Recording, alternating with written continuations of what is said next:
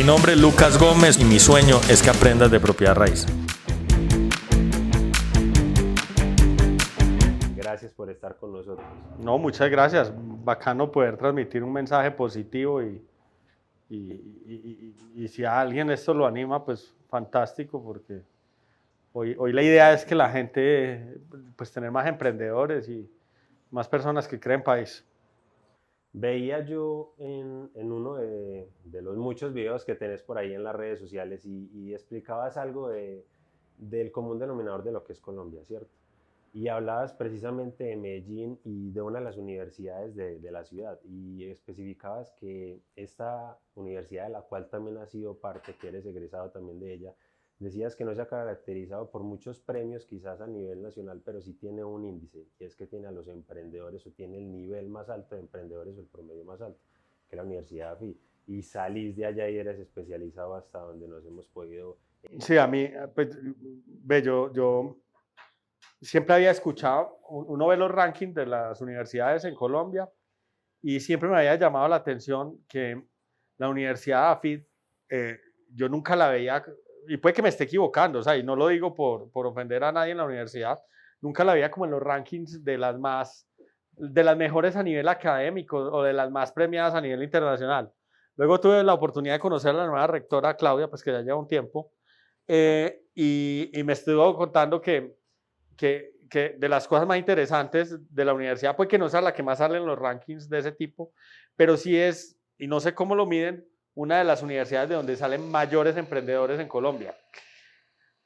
Cuando me dijo eso, dije, para mí esta es la mejor universidad de Colombia.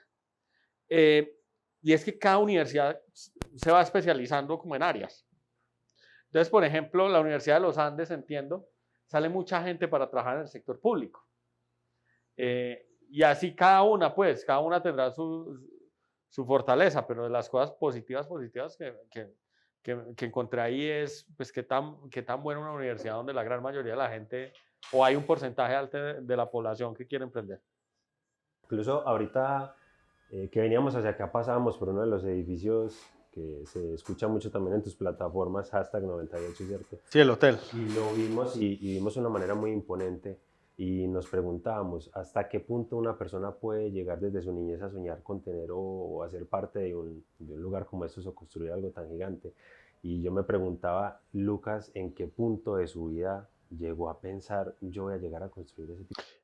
Pues te voy a decir algo, uno chiquito no me imaginaba construyendo un hashtag o que iba a ser un desarrollador de hoteles, de chiquito, pero sí había como un apetito, como una ilusión.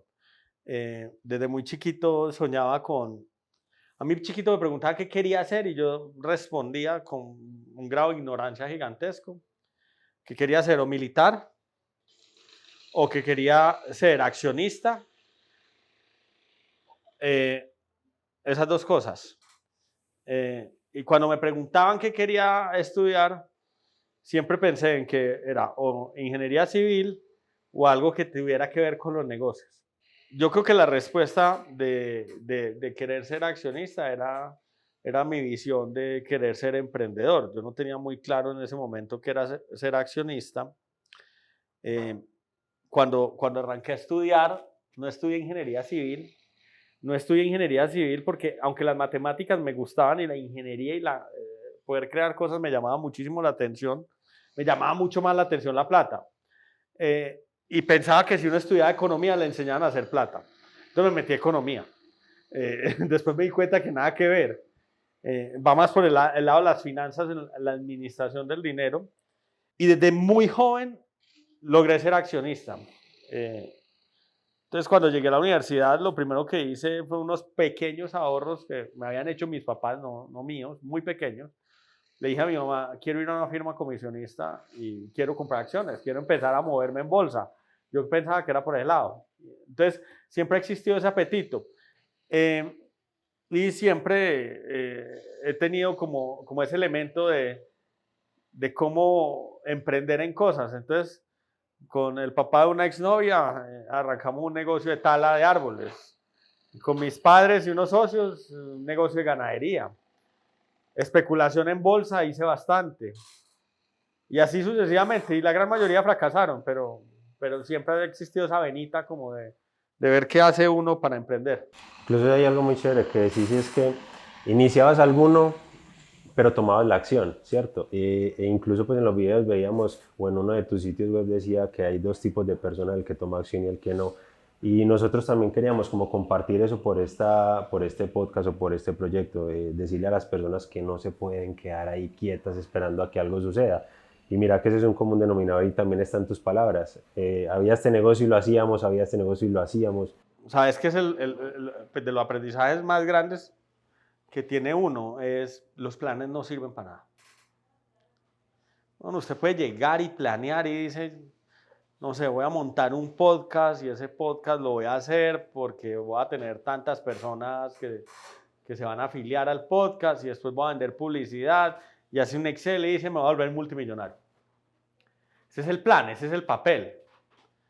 Y usted va y arranca y la realidad es completamente distinta. Entonces, yo creo que los emprendedores en general tienen una ventaja y es que puede que no sean muy brillantes. Uno no necesariamente necesita ser el más brillante del mundo. Lo que tienen es una capacidad de hacer. Cuando tú haces ese plan que pensabas, te va a mostrar otro camino, probablemente un camino distinto. Y el secreto del emprendimiento está en la iteración. Empiezo a ensayar cosas y empiezo a ajustar tuercas y ahí encuentro o voy obteniendo los aprendizajes que finalmente te llevan a decir, este es el camino correcto. Y después de varios errores y de varios intentos y de corrección rápida, porque uno debería ser muy rápido, y correr pocos riesgos porque es un negocio de administración de riesgos. Yo sé que la premisa debería ser todo lo que voy a hacer es malo. Y en el camino lo voy a ir corrigiendo. Pero de entrada no tengo ni idea de qué es lo bueno. Lo voy a ir viendo en el camino. Entonces, si esa es la premisa y sabes que de entrada te vas a equivocar, pues no corras riesgos que sean determinantes o que te lleven a la fatalidad absoluta. Que hay mucha gente que en su primer emprendimiento va e invierte todo lo que tiene porque cree que va a ser exitoso. Es al revés. Probablemente voy a fracasar. ¿Cómo hago para tener varios intentos? Que incluso por ahí dicen, y es una famosa frase que dice, pues el no ya está ganado, entonces, ¿por qué no ir a hacerlo? Y es increíble muchas veces como las personas se quedan ahí esperando a que algo suceda y no lo hacen. Esta semana conversaba con una amiga, incluso me decía, es que qué eso percibís de mí, que de pronto me está haciendo falta a mí para poder tomar acción en los proyectos que yo tengo. Y digamos que en una circunstancia como esas, ¿qué le dirías a una persona para que suelte esa chispa y lo haga? No tener miedo a la equivocación, que mucha gente es muy perfeccionista y dice hasta que no tenga la página web, hasta que no tenga no sé qué, no arranco. No, arranque, después resuelve todos los problemas. Y en el tema de negocios, lo primero que hay que pensar siempre es en la facturación, generación de ingresos y luego solucionar los problemas. El perfeccionismo es un problema en el sentido de que, listo, yo quiero arrancar mi negocio, es una venta de empanadas, pero primero tengo que tener toda la infraestructura montada y los sistemas de control, calidad, etcétera. No, primero vende las empanadas, después las produce, después resuelve los chicharrones operativos. Incluso dentro de la pirámide de un negocio, la primera fase es que los resultados, vender, que es el vender, dinero. Es vender. Correcto. Ahora, y es un tema, yo repito, de administración de riesgos. Corra riesgos pequeños porque probablemente vas a tener que repetir esto en diferentes ocasiones. Que incluso, pues, si no hay riesgos, no hay nada que administrar. Sí, sería como de lado, ¿cierto? Debería haber algo que, digamos, como una piedra en el camino para poder superar y volverse mucho mejor. Y hay otra cosa que tienen que pensar las personas que quieren emprender. El emprendimiento es muy lindo porque en algún momento, cuando uno emprende y se vuelve exitoso, uno coge una ventaja gigante respecto al resto. Y puede utilizar las palancas de crecimiento acelerado para alejarse bastante, y por eso uno ve empresarios tan ricos y con unas calidades de vida impresionantes y demás. Yo creo que hay dos grandes barreras. La primera tiene que ver con el hecho de que pues, la gran mayoría de las personas es perfeccionista, entonces le da miedo arrancar porque hasta que todo no esté perfecto no arranca. La segunda tiene que ver con el hecho de soltar, de delegar, que es una decisión muy del ego. La gran mayoría de la gente dice, no, el que mejor lo hago soy yo, entonces lo hago yo. Suele escuchar. Y es un juego, a mí me pasa todos los días. Yo creo que el mejor vendedor de mi compañía soy yo. Ese es mi ego hablando, weón. Yo tengo unos equipos comerciales monstruosos y buenísimos. Pero siempre el ego mío me dice, Lucas, el mejor vendedor de su oficina es usted. Y mentiras. Uno tiene que aprender a delegar, a entregar, a confiar en la gente, a hacerla responsable. Y en la medida que sos capaz de delegar, puedes crecer exponencialmente. Entonces, yo pienso que al final del día, uno sí debe pensar en procesos que sean replicables y dejar el ego de uno atrás. Por eso muchas veces los empresarios que se vuelven exitosos, llega un momento en donde se vuelven una carga para su compañía, porque le frenan el crecimiento. Hablando de ego, ¿en qué situaciones has visto dentro de tu carrera que ha intervenido de manera puntual, donde has dicho, o le doy ventaja y lo dejo participar, o donde tengo que agachar la cabeza y decir, es el ego y no puedo permitir que esté acá? Dentro de todo ese proceso que has llevado. Uno en las decisiones empresariales debería ser práctico, debería ser ético y práctico, pero uno se enfrenta ante un ambiente hostil, en todos los sentidos. Vender es difícil, tener socios es difícil, aunque uno debe actuar en razón a la buena fe con la gente, pues siempre esté preparado, no todo el mundo actúa con buena fe. Te van a llegar retos todos los días. Va a estar el que te intenta robar, va a estar el que es mal socio, vas a tener problemas comerciales y todo. La manera de afrontar eso es, todo problema tiene una solución. Es hacerlo de manera muy objetiva. Uno a veces le mete mucho corazón. ¿Y para qué? ¿Para qué te desgastas? O sea, si es algo que es manejable, pues definir cuál es el manejo y hacerlo. Y si es inmanejable, ni para qué te estresas, pues, porque si es inmanejable por definición, pues no hay nada que hacer. Por eso cuando hay un problema ya hay una solución, si pensás en algo ya está resuelto, ya hay alguien, e incluso ahorita hablabas como de inventar y demás. Ayer hablaba con mi papá y pensábamos en una pregunta y esa pregunta y él me decía, por ejemplo, hay una duda muy grande y es que ya todo estará hecho o debemos suponer que hay que recrear. En este caso el emprendimiento ya todo está hecho, se trata de recrear y mejorar algo. No, todos los días aparecen productos nuevos. Si vos mirás lo que son las startups, arrancan con la teoría de que de pronto se necesita algo, pero el producto no ha existido, nadie lo ha testeado. Un Rappi no existía. No existía mensajero para todo lo que le ocurra a uno en la vida, eso no existía. Ellos testearon un producto, el producto fue exitoso y ahora es una necesidad que antes no existía. Nunca se imaginó uno que necesitaba cargar un teléfono para todos lados. Y algunos tipos testearon la idea y crearon una necesidad y hoy si no tenés el teléfono te sentís abatido, pues desconectado del mundo, aburrido. Entonces yo creo que hay gente que tiene una capacidad berraca de innovar. Creo que todos los días hay innovaciones más interesantes que aumentan la productividad, que crean nuevas necesidades. Mira ahora eso pues de la inteligencia artificial, lo que aparece ahí. Entonces, siempre existirá cómo hacer cosas nuevas, pero también hay cómo montar emprendimiento en cosas que ya existen.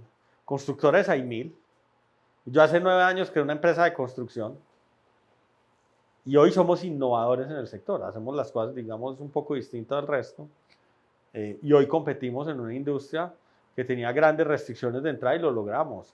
Y uno puede entrar a muchas industrias que están consolidadas y volverse un jugador importante. Que incluso, mira que hablas de innovación y a muchos jóvenes, porque todavía me considero que estoy en la parte de la juventud, y colocabas en esa red social que incluso querés ser mentor de aprendizaje y demás, ¿cierto?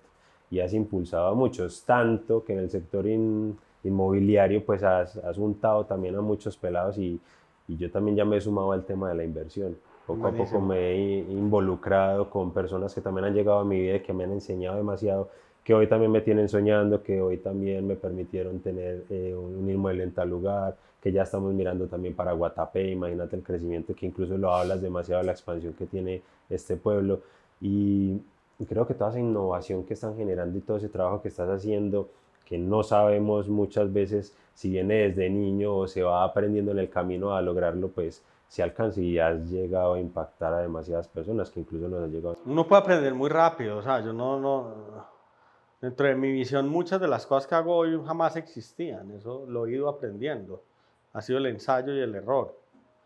Cosas importantes, hay que entender que para poder empezar hay que ahorrar, pero que la fortuna no se logra con el ahorro, se logra con la inversión. O sea, no es guardar plata en el colchón, es guardar plata y luego cuando tienes un monto correr riesgos.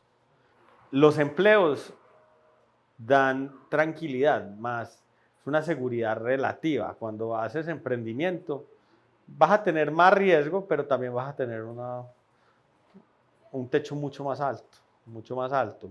La mejor época para emprender es entre más joven, más fácil. Entre más joven, menos responsabilidades.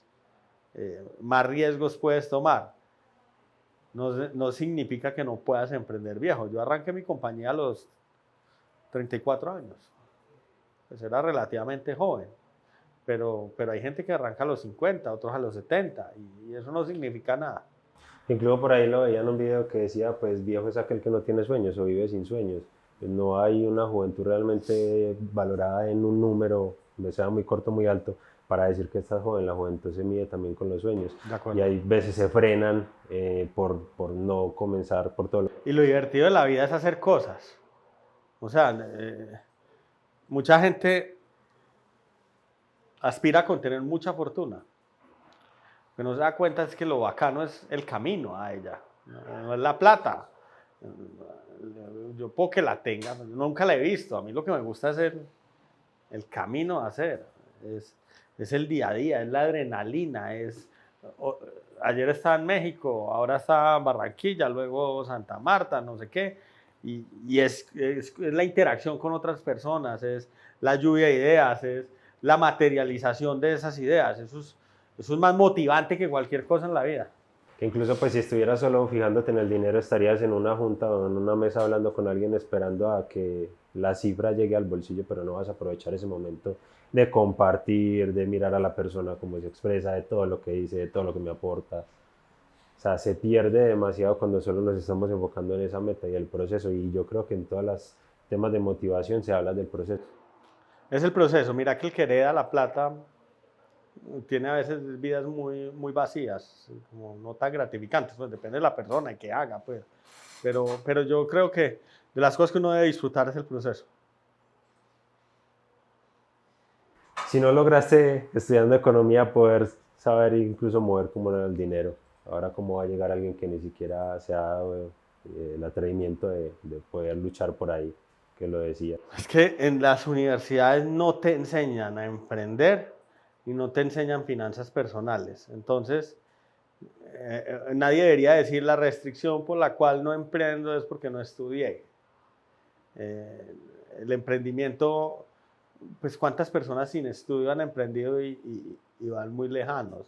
El emprendimiento es un tema más de correr riesgos y de arrancar, y los negocios al final del día son sencillos. Negocio que usted no sea capaz de hacer una calculadora de su celular, es un negocio que no debería meterse. Por sofisticado que sea el negocio, los negocios siempre hay forma de llevarlo a unos números muy básicos que cualquiera es capaz de hacer. Incluso llegar a los números que no son tan básicos se centran en eso que decías ahorita, apalancarse.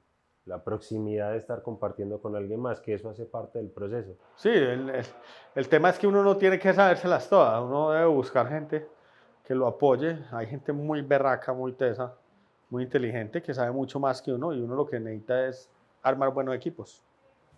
Y muchas veces quien está al mando del equipo no es el que más sabe, lo que decías, es la persona que sabe unir a los demás y poder aprender a delegar y quizás silenciar ese ego. Que no es fácil, o sea, eso es la teoría, eso es muy claro. Liderar es difícil y cada uno tiene su temperamento distinto, y cada uno lo hace distinto. Entonces hay el que regaña, hay el que motiva, pues, y hay cosas que... Lucas, ¿quién es? No, yo soy muy bravo, weón. Es que digan ellos. Esto es lo más tranquilo. No, yo sí soy un jefe explosivo. Sí, pero porque tenés esa energía, esa sensación de siempre estar pescando, aventuras. Sí, pero pues hay gente que lidera mucho mejor. Pues cada cual tiene su pecado. Claro, pero lo que vas a enseñar a los demás no va a ser igual que a otros. Y quizás la explosividad que tienes hoy no. Bueno, hay señales que uno se da cuenta. Si el personal rota mucho, alguno está haciendo mal. Aquí rota poquito. Pues, pero hay formas de liderar más positivas que otras, ¿de acuerdo? ¿Cuándo entendiste que ibas a ser capaz de liderar una organización? No, eso se va dando. Yo arranqué una organización donde lo único que tenía que manejar es a mí. Sí. Y empezó a crecer muy rápidamente y pues eso uno va aprendiendo en el camino. Pero es nuevamente ensayo y error. O sea, nadie nace aprendido con esas habilidades. Yo no venía de empresas grandes, yo siempre había trabajado en cargos donde nunca había tenido a nadie amando, pues, o sea, yo no había liderado equipos, nada. Todo eso lo aprendí el día que monté mi empresa. Que incluso, mira, eres emprendedor hoy, pero tuviste que pasar por experiencias trabajando para otros también. Es lo que uno muchas veces dice, construye o ayuda a construir el sueño de otros para poder entender cómo construir el tuyo. ¿Sabes qué? Lo positivo de trabajar para otros es tener la posibilidad de un mentor. Ahí lo berraco, lo difícil, es que muchas de las empresas, en la medida que las empresas se van volviendo mucho más grandes, el trabajo de uno se vuelve muy especializado. Entonces, ahí es difícil tener un mentor cuando estás en esas grandes corporaciones donde tú eres el responsable de un mini proceso que dentro de toda la cadena significa el 0. nada por ciento de todo el proceso grande, nunca alcanzas a tener la visión general del negocio. Entonces, muchas veces en el tema de emprendimiento puede ser más beneficioso o puede ser como tener la experiencia de la gran empresa para entender qué es el orden y la organización y por otro lado, la experiencia de la empresa pequeña donde alcanzo a ver como todas las áreas. Eso puede ser positivo. Sí, porque me imagino que hoy, como lo explicas, ya no estás quizás sujeto a poder ver toda la perspectiva en general y por eso te da palancas de otras personas que están ahí. No, yo sí tengo la visión total porque yo soy la cabeza. Yo no tengo la visión, la lupa. Yeah. El micro no, yo tengo la macro, claro, porque soy el presidente de una compañía, pero cuando uno está aprendiendo, pues una de las maneras de aprender es con un maestro o con un jefe o con alguien que ojalá tuviera la visión macro, porque al final uno lo que necesita es la macro y la micro es de detalles.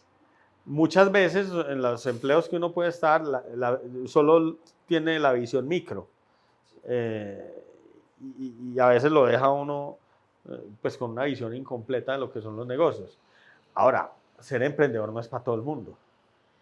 No significa que todos pueden hacerlo. Habrá gente que sí quiere y habrá gente que no quiere, porque también requiere unas capacidades, o sea, cuando eres emprendedor eres responsable de todo. Aquí la nómina, pues al final del día es mi responsabilidad, el flujo de caja es mi responsabilidad.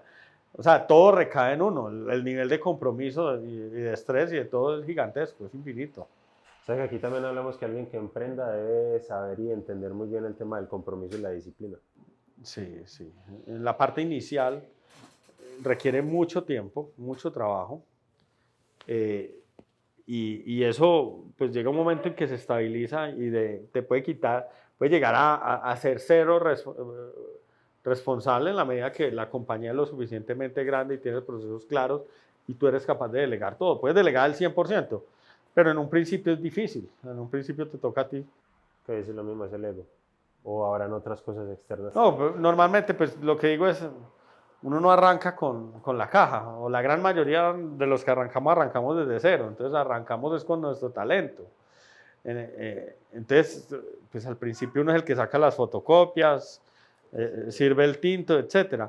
Ahora, comete uno un error pensando que uno debe hacer todo eso. En la medida que más rápido delegues, más rápido crece tu compañía y tú que eres la persona de la idea, pues más rápido la haces crecer. Hay que soltar rapidito, o sea, hay que tener desapego. Tener desapego, esa palabra se ha metido mucho en la vida mía en estos días. Se ha metido demasiado porque sí, es soltar, saber soltar. Soltar ese pasado. El ego no te deja soltar, pero el secreto es soltar. Y hoy Lucas vive en el presente.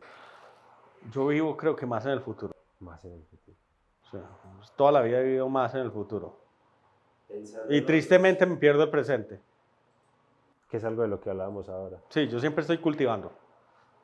O sea, hay gente que está recogiendo antes de recibir, hay gente que vive el presente, que yo creo que eso es lo ideal, y hay otros que solo cultivamos y algún día pues otros recogerán por nosotros. Que como le decís, ojalá no fuera el... La vida es de equilibrios y la vida es una sola, entonces pues vivir en el futuro o en el pasado es un error. De igual forma eso te ayuda a poner los pies en la tierra y levantarte para seguir. Y buscando eso que... Que en el futuro es un optimista por naturaleza, está pensando en que el futuro es mejor. Entonces yo vivo muy contento, todos los días creo que todo... Sí, siempre. Sí. Incluso hablaban, hay algo que me enseñaron que como la realidad y el romanticismo. Y es como generar ese equilibrio y tirando más el optimismo o ese romanticismo hacia el futuro y la realidad a un presente. Pues los datos muestran históricamente que el futuro es mejor que el pasado. Son los datos. Sí. Y yo creo que para uno como persona sí es más fácil llevar la vida pensando en que las cosas van a ser buenas que las cosas van a ser malas. Pues eso es como mi visión rápida y práctica del tema. Yo, por ejemplo, vengo trabajando en este proyecto y todo pues todo ha pasado así demasiado rápido, entre comillas, porque hacía unos meses o hacía unos años yo decía, pero ¿qué será de mi vida? ¿Qué voy a hacer? ¿Cómo lo voy a hacer? ¿Será que inicio? ¿Será que no? Y era una de esas personas que iniciaba un proyecto y lo dejaba ahí iniciado. Y creo que ese es el peor error también que uno puede hacer, comenzar algo y dejarlo ahí a medias, que incluso queda uno como persona a medias. Pero depende, es ensayo y error. Si no va para ningún lado y ya lo tienes claro, suerte. Suelta, sí, suelta. ¿Cuántas veces soltaste? Varias, muchas. Muchas. Y sigue soltando. Sí, todos los días. O sea, que todos los días se aprende. Sí, eso toca. Toca demasiado. Y es lo que tratamos de enseñarle también a las personas que nos ven. Suelten cuando deban de soltar, hágalo cuando deban de hacerlo, tome la decisión cuando deba de hacerlo. Y en el tema de emprendimiento es importante ver los números. ¿Qué es lo que da la plata? ¿Dónde está el volumen de ventas? ¿Qué es lo que se da más fácil? Pues estudien los números. Sí, porque tampoco podemos vivir de un romance, pues el negocio lo hago y ya, pero no va a generar. Los negocios al final son prácticos y de números. ¿Cómo era Lucas de niño? No, un niño normal, de pronto un poco bravo, peleón, pero... Sí, conflictivo. Sí, un niño normal, mal geniado, pero... ¿Y crees que eso te ha ayudado a formar un carácter? Pues, ¿Mal genio así? No, yo creo que sí, yo creo que... pues yo no crecí acá en Medellín, yo crecí en el Bagre, Antioquia, vivíamos en el Bagre. Mi infancia fue una infancia muy feliz, pero con retos importantes en el tema de seguridad, eran los 80. Entonces los temas de guerrilla en esa zona eran bien complicados. Yo pensaría que si un psicólogo me coge dirá que algún trauma tengo porque nos tocaban cosas difíciles. Pues mi padre, que era gerente de una de esas compañías, era objetivo militar de la guerrilla. Nos tocó paro cívico con quema de aviones de ACES, asesinaron a uno de los guardias de la compañía, de mineros. O sea, habían muchas historias como tenebrosas por el tema de seguridad, no por el ambiente familiar, sino el tema de seguridad. Yo creo que eso sí tiene un efecto en uno. Yo sí creo que los traumas generan motivación. Yo sí creo que situaciones difíciles crean personas que solucionan problemas, y creo que los que la tienen muy fácil, de alguna manera, se vuelven personas débiles. Entonces, por ahí está ese dicho, pues, que dicen que tiempos difíciles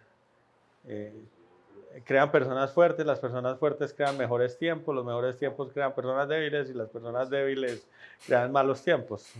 Y yo creo que eso es correcto. Entonces, pues uno de los temas importantes es cómo es la educación que uno da, pues sin generar traumas, pero creando gente como responsable, pues. Y ahora otro de los temas delicados es que hay una retórica por crecer el Estado y atacar el empresariado. y la riqueza se hace con empresarios, no se hace con Estado.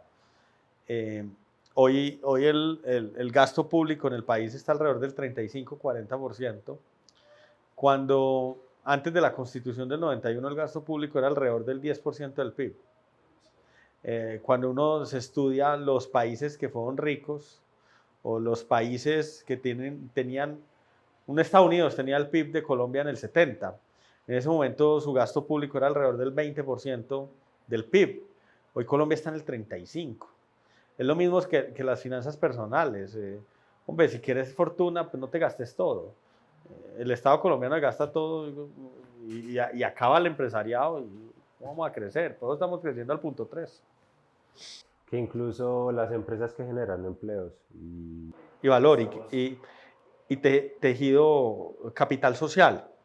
El capital social, te voy a explicar que el capital social, vos ves toda esta compañía, y acá hay gente de perfiles muy distintos, hay 140 personas trabajando en esa compañía, y son 140 personas pensando en un objetivo único, eso se llama capital social, y eso solo se crea en las empresas, y esa gente viene todos los días de 8 de la mañana a 6 de la tarde, o no sé cuál es el horario, a la hora que quieran, pero vienen, y están innovando y pensando cosas, y son 140 familias que están acá haciendo eso, y hoy atentar contra ese tejido empresarial es atentar contra el crecimiento, contra la estabilidad de esas familias, atentar contra la innovación, porque es que la innovación viene de estas empresas, de la que sea, desde la que hace arepas, que quiere automatizar la creación de las arepas, no sé, a cualquiera, pues puede ser tecnología, lo que sea. Hoy hay muchas cosas que pensar al respecto en este país. incluso pues si hablamos de una Colombia humana, estamos quitando ese tejido humano. Sí, y es que se ha vuelto muy popular el tema de hablar de ponerle, ¿cómo era que decían en Colombia? Le ponemos el alma, algo así. Sí, sí, sí. Hombre, y estamos hablando de un mundo de gente débil. Ay, no, esto es maltrato, hay maltrato por todo, esclavitud. Sensibilidad. Sí, es un mundo de gente débil. Entonces ahora hay que proteger a todo el mundo menos a las empresas. No, venga, seamos prácticos. Si toca trabajar un fin de semana, toca trabajar, pero vamos para adelante, es que nos estamos cuidando. La pandemia nos mostró la realidad de la vida. En la pandemia la gente se dio cuenta de la importancia de su trabajo. Ese día sí dijeron, ay, ¿y qué pasa si mi empresa quiebra? ¿Qué pasa con mi familia? ¿Dónde viene mi nómina? Lo que pasa es que no olvida. Pero hoy hay que pensar cómo fortalecemos el tejido empresarial, cómo disminuimos aceleradamente el Estado, la tasa tributaria, los impuestos son asfixiantes, y la única manera de lograr eso va a ser pensar muy bien en quiénes son los gobernantes. Elegir muy bien. Elegir muy bien. Incluso podremos equivocarnos en la historia, pues, somos humanos, ¿cierto?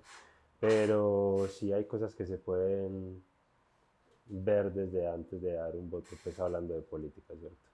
Aquí de pronto, ¿qué consejo le darías a esas personas que quieren emprender? Que arranquen. No les dé miedo equivocarse. Que más rápido arranquen, más rápido logran el éxito. Que midan el riesgo, O sea, que sepan que son varios intentos.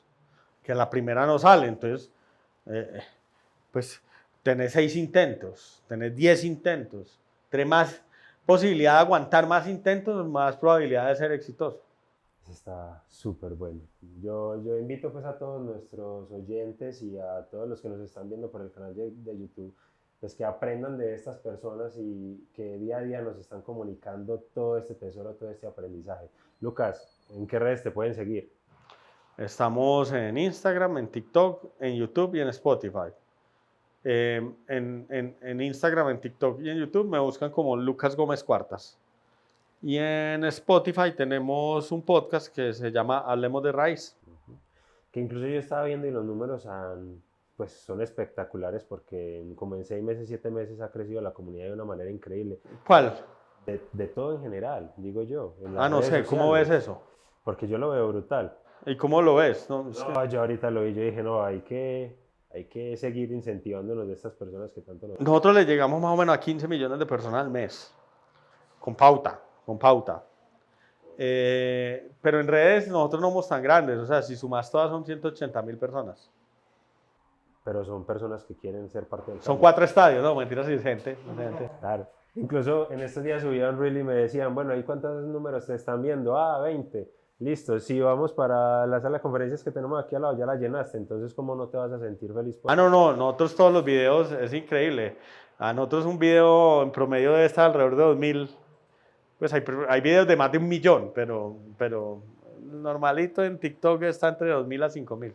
No, y sabemos que van a seguir creciendo porque lo que estás haciendo es educar a las personas y hay veces se vive en un mundo de egoísmo por lo mismo, por la sensibilidad. Y es muy bueno antes que se sumen personas jóvenes y personas que quieren compartir también todo lo que aprenden y que aprenden del día a día. Entonces, gracias por compartirnos todo este conocimiento, todas esas experiencias. Esperamos poder tenerte también luego en otro episodio, poder compartir más, poder enseñarle más a las personas y los invitamos también a que miren las redes sociales de él que están brutales para que aprendan demasiado. Perfecto, muchísimas gracias. No, a vos. Eso, papá.